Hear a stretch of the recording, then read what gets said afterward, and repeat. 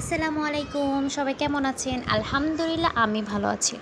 আশা করছি আপনারা সবাই ভালো আছেন। আমার পেজে আপনাদের সবাইকে ওয়েলকাম। আজকে আমি আপনাদের ১ প্লেটের জায়গায় ২ প্লেট কীভাবে ভাত খাবেন গরম, গরম সেই রেসিপিটা আমি আপনাদেরকে দেখাচ্ছি। সেটা হলো উস্তা ভাজি, গোল আলু দিয়ে মানে ছোট গোল আলু দিয়ে আমি উস্তা ভাজি করব আজকে। দেখেন আবার কেউ আবার লোল ফালায়েন না। লোল ফালাইলে আমার দোষ নাই। ওকে, শুরু করি। প্রথমে ফার্স্ট আমি একটু পরিমাণে বেশি তেল দিলাম, তারপর এটার ভিতরে গরম হওয়ার পর পেঁয়াজগুলো দিয়ে দিলাম। কিছুক্ষণ নাড়াচাড়া করার পরে অল্প পরিমাণে হলুদ গুঁড়ো দিয়ে দিলাম, লবণ দিয়ে দিলাম, তারপর একটু নেড়ে চেড়ে নিব।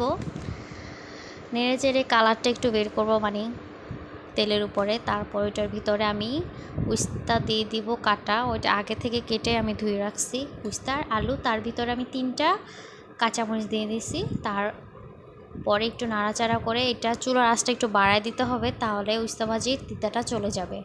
তো আমি এখানে বাড়িয়ে দিয়ে এই যে হয়ে গেল আমার উস্তা ভাজিটা। দেখেন আলু আমি দেখলাম আমার আলুটা সিদ্ধ হয়ে গেছে কিনা। আলু সিদ্ধ হয়ে গেছে।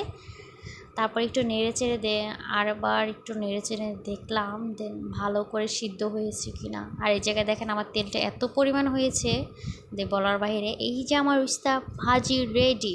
গরম গরম ভাতের সাথে যদি আপনারা একবার ট্রাই করেন তাহলে বারবার খাবেন। আচ্ছা, যাই হোক, মজা করলাম। আল্লাহ হাফেজ, টাটা।